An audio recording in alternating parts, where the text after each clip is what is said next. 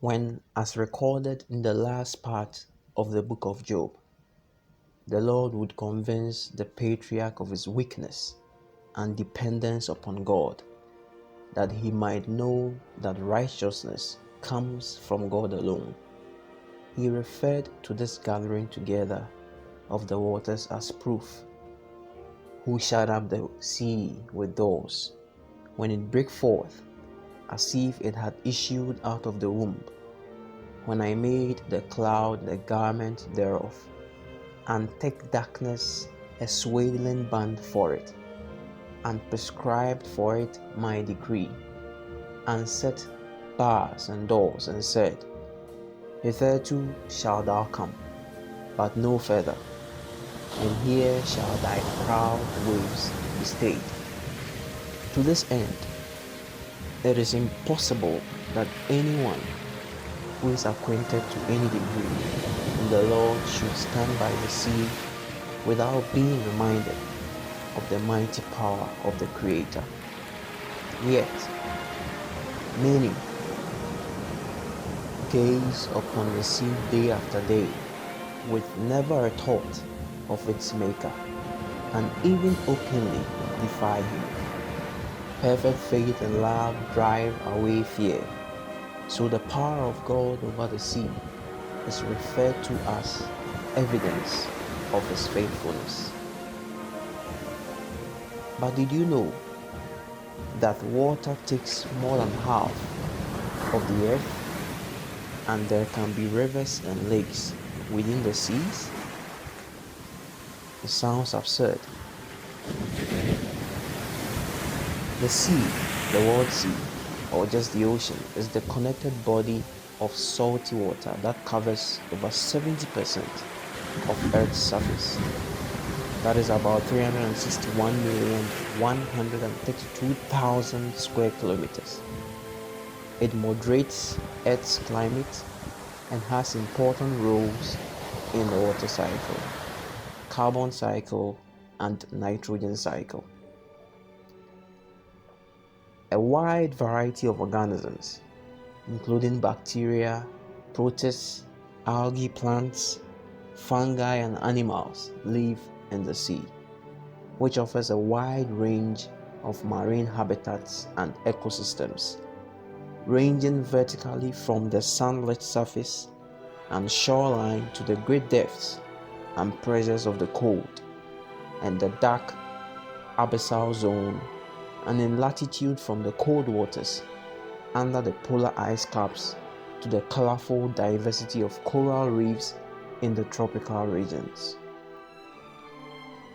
Earth, about 1,335,000,000 cubic kilometers of sea, contain about 97.2% of its own water and cover more than 70% of its surface, while another 2.15% of Earth's water is frozen. The scientific study of water and Earth's water cycle is hydrology, while hydrodynamics studies the physics of water in motion. The more recent study of the sea in particular is oceanography. This began as a study of the shape of the ocean's currents, but has since expanded into a large and multidisciplinary field. While this info is so staggering, it is wonderful to know that several rivers and even lakes do exist under the sea. So wonderful. Now here's how. A very important characteristic of seawater is that it is salty. Salinity is usually measured in parts per thousand, and the open ocean has about 35 grams solids per liter, a salinity of about 35%. When salt water and hydrogen sulfide combine, it becomes denser than the rest of the water around it. enabling it to form a lake or a river that flows beneath the sea. This river can be seen clearly from a higher distance or altitude, where usually dark mass of water flows unperturbed within the ocean, such as how you see rivers and lakes formed and flowing within the sea.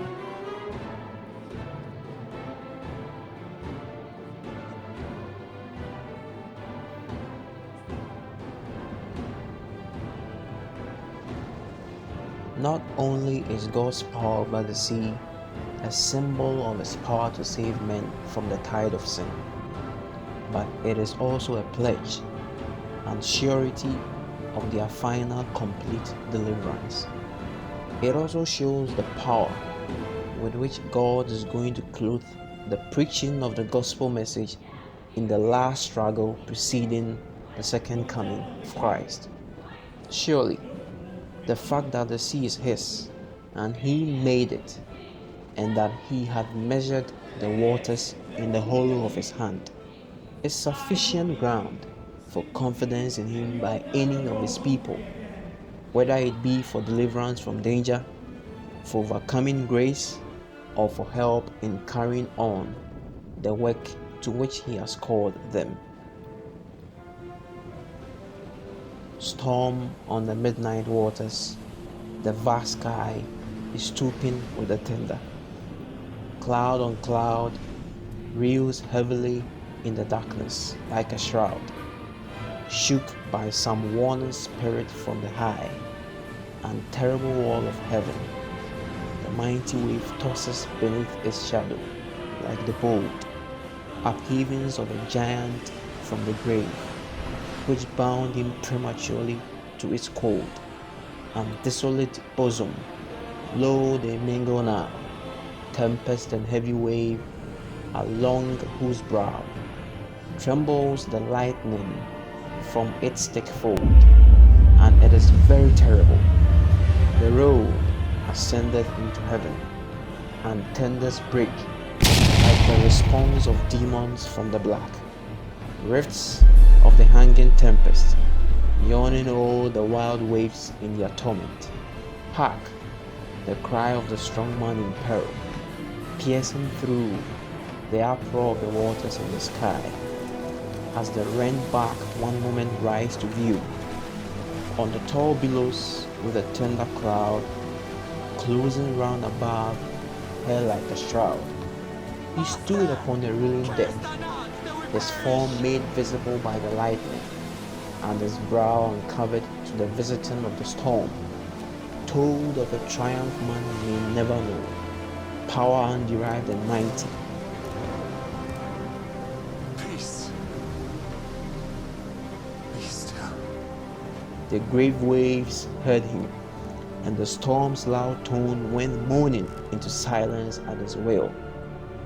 At the thick clouds, where yet the lightning shone, and slept, the latent thunder rolled away, until no trace of tempest lurked behind, changing upon the pinions of the wind, to stormless, wondrous, beautiful and gay, dread ruler of the tempest, thou before whose presence boweth the uprisen storm, to whom the waves do homage round the shore of many an island empire, if the form of the frail dust beneath thine eye may claim thine infinite regard.